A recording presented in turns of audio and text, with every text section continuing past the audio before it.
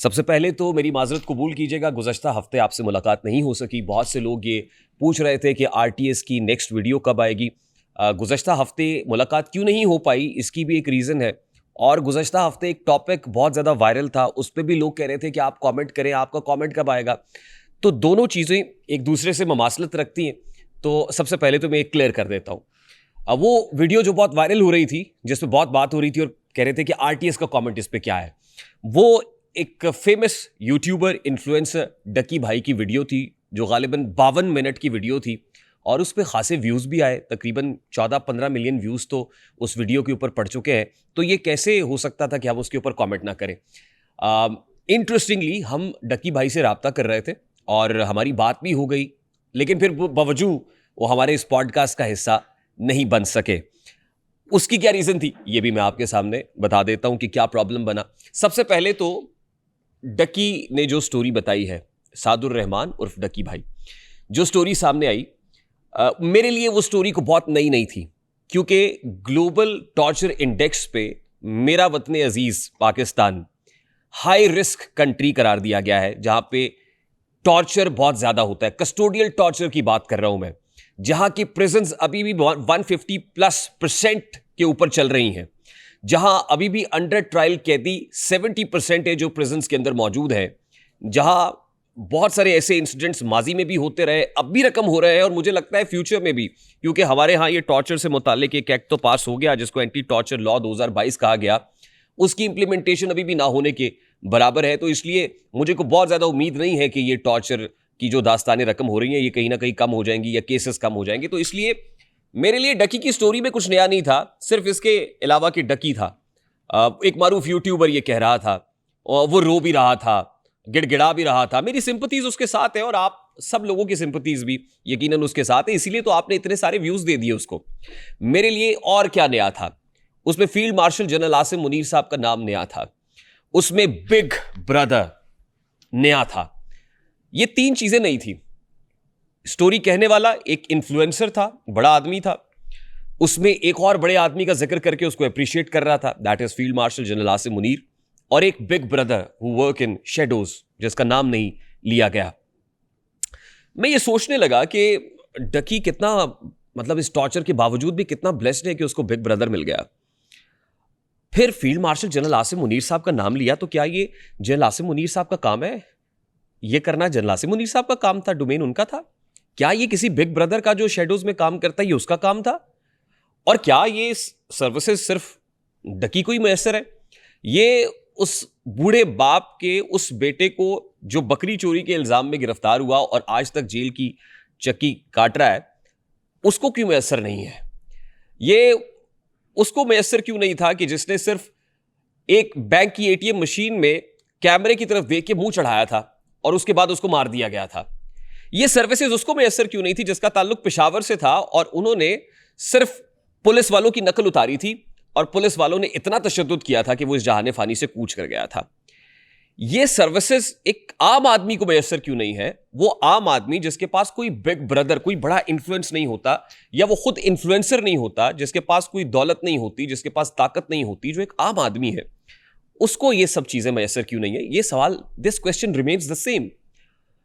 हाँ, बहुत सारे व्यूज आए, स्टोरी जिसको कहते हैं ना टर्न द टेबल्स। जिस वक्त डकी को गिरफ्तार किया गया, तो क्या उस वक्त स्टेट की प्रिंसिपल पोजीशन नहीं थी कि बेटिंग एप्स को प्रमोट नहीं किया जाना चाहिए?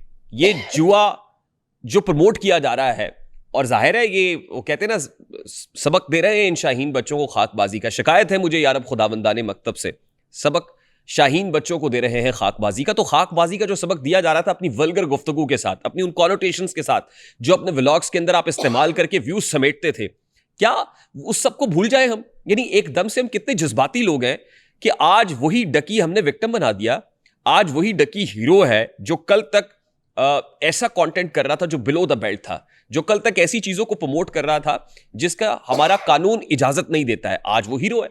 और हो क्या रहा है? अब गुज़श्ता हफ्ते जब मेरा वक्त तय हुआ, यानी मुझे किसी ने कहा कि जी हो जाएगा, वो पॉडकास्ट आपके साथ मेहमान होंगे, फिर मैंने मैसेजेस भी किए डकी भाई को, उनके इंस्टा के ऊपर भी पैगामात भेजे मैंने कहा आपके साथ जो कुछ हुआ बिल्कुल जस्टिफाइड नहीं है और मैं ये मानता हूं कि जस्टिफाइड नहीं है, और मैं ये भी मानता रहूंगा कि जिस तरह का कंटेंट उसने हमेशा किया है, वो रोस्टिंग जिसको कहते हैं, जिसमें गालम गलोच है, जिसमें कसाफतों को मेरी सकाफत बनाने की कोशिश की गई, जिसमें लच्चरपन को कल्चर का नाम देने की कोशिश की गई, मैं कभी उसको सपोर्ट नहीं करूंगा। लेकिन जो कुछ हुआ वो भी जस्टिफाइड नहीं है। मैंने कहा कि मैं इस पर आपके साथ खड़ा हुआ हूं। मुझे एक बंदे ने मैसेज भेजा, उसके ऊपर मुझे लगा डकी भाई का ही नंबर है। मैंने जब राब्ता किया तो पता चला कि ये डकी भाई के बिजनेस मैनेजर हैं, बिलाल रशीद साहब उनका नाम था। बिलाल साहब से मैंने कहा कि हुजूर हम चाहते हैं कि ये दास्तान जरा हमारे सामने भी आके सुनाएं और हमें भी पता चले कि वो कौन सा बिग ब्रदर और कैसे आपको मैसर आ गया, तो हम भी थोड़ा सा अनफोल्ड करें इस स्टोरी को। उन्होंने कहा देखें, बात यह है कि अभी तो हमारे पास बहुत सारी रिक्वेस्ट आई हुई है, अभी हम सिर्फ उन रिक्वेस्ट को केटर कर रहे हैं कि जो पैसे दे रहे हैं, यानी हमें पॉडकास्ट में आने के जो पैसे दे रहे हैं, तो बताइए आप कितने पैसे देंगे। मैंने कहा देखिए हमारी प्रिंसिपल पोजीशन ये है, आप छोड़िए सफेद पोश सहाफी से पैसे मांग रहे हैं आप, ना हम पैसे देते हैं ना हम पैसे लेते हैं। अब पैसे दे के आपके साथ हम क्या, मतलब सबसे पहले तो जाहिर है लाखों में आप ये कह रहे हैं कि हमें पैसे दें और फिर हम आपके पॉडकास्ट में आएंगे, तो हम ये नहीं कर सकते। तो इसलिए मैं अपने देखने वालों को ये बता रहा हूं कि गुज़श्ता हफ्ते का पॉडकास्ट इसलिए नहीं हो सका। कमिटमेंट, फिर मिसकमिटमेंट, फिर पैसों की डिमांड। मैं ये सोचने लगा कि 14 मिलियन व्यूज के साथ सबसे पहले तो आपने पैसे कमा लिए, अब उसके बाद उसी स्टोरी को किस्तों में बेच के पैसे कमाएंगे। This is very unjustified sir, this is not justified at all. और क्या वो केसेस, वो चार्जेस, उससे आसानी से छुटकारा हासिल हो जाएगा? नहीं होना चाहिए। Principally that charge sheet, those questions still remain the same. खैर, मैं अब अपने मेहमान की तरफ बढ़ूंगा। मैंने बहुत ज़्यादा वक्त ले लिया और वो भी सोच रहे होंगे कि ये क्या स्टोरी शुरू कर दी है इन्होंने। मैं उसके लिए इनसे भी दस बस्ता माजरत खाऊं, लेकिन मुझे अपनी आरटीएस फैमिली को कुछ चीज़ें क्लियर करना ज़रूरी था। आज की जो मेहमान है सम हाउ और दी अदर इसी मामले के साथ लिंक्ड हैं, जुड़ी हुई हैं। इस मामले से रिलेटेड भी बहुत सारी बातें उनसे करनी है। मेरा इनसे कुछ 14-15 साल पुराना यादल्ला है, ताल्लुक़ है, और ये पंजाब में भी सर्व करती नहीं बतौर member provincial assembly. I still remember those days जब ये चेयरपर्सन चाइल्ड प्रोटेक्शन ब्यूरो थी, उस वक्त बहुत काम कर रही थी। हमेशा इनको फील्ड में देखा। तकरीबन 25 साल तो हो गए वो, ये 25 साल का किस्सा है, 2-4 बरस की बात नहीं कि ये पार्लियामेंट के अंदर है। अभी भी सेंटर में है, मरकज़ में है, मेंबर नेशनल असेंबली है, parliamentary secretary for human rights हैं। जब इनसे मुलाकात होती है बहुत अच्छा लगता है, बड़ी पॉजिटिव वाइब्स आती हैं। मेरी मुराद, फिर वकील भी हैं, कानूनदान भी हैं। इन्होंने 2001 में, उसके बाद जब मास्टर्स इन पॉलिटिकल साइंस की डिग्री भी हासिल की, 2002 से ये प्रोविंशियल असेंबली के अंदर आ गई। फिर 2008 भी हुआ, फिर 2013 भी हुआ, 2018 भी हो गया, फिर मरकज़ भी। यानी ये असेंबली से बाहर होती नहीं है। ये इनके पास क्या ऐसी गिदड़ सिंह है, ये भी जानने की कोशिश करेंगे। तो सबा सादिक साहिबा इस वक्त हमारे साथ मौजूद हैं। अस्सलाम वालेकुम मैडम। जी, कैसे हैं आप? वालेकुम जी बिल्कुल अस्सलाम। ठीक ठाक। ठीक है रेहान? जी बिल्कुल ठीक ठाक, आप खैरियत से हैं? Thank you very much for taking some time my out. Duty जी, माय ड्यूटी। तो सबसे पहले तो ये गारंटी करें कि इस पॉडकास्ट के बाद भी ये जो ताल्लुक है ये उस्तवार रहेगा, ख़राब नहीं होगा मेरा ख्याल है बेहतर होगा इंशाल्लाह। इंशाल्लाह। क्योंकि होता ये है उमन हमारे यहाँ कि जब पॉडकास्ट हो जाता है तो मेहमान जाता है, उसके बाद एक वीडियो आ जाती है लंबी चौड़ी, फिर एक प्रोपेगेंडा कैंपेन बन जाती है, फिर वो कहते हैं कि मेहमान को डिसरिस्पेक्ट किया गया है।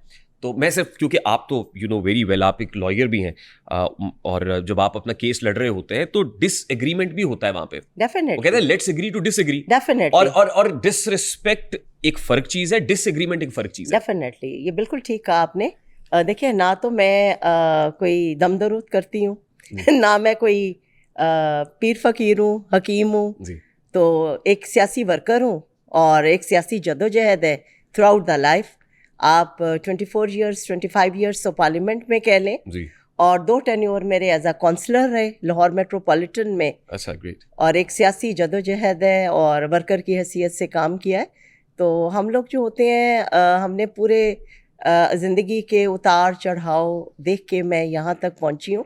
तो आपका कोई भी सवाल मुझे तकलीफ़ नहीं देगा, ना हमारे रिलेशंस में कोई अल्लाह रहम करे कमी होगी। इंशाल्लाह हम मुल्क के लिए, कौम के लिए पॉजिटिवली आगे बढ़ेंगे। जी बहुत शुक्रिया। सबसे पहले तो मैंने इसको रिकॉर्ड कर लिया ताकि सनद रहे और बवक्त ज़रूरत डेफिनेट काम आए। आप याद रखिएगा।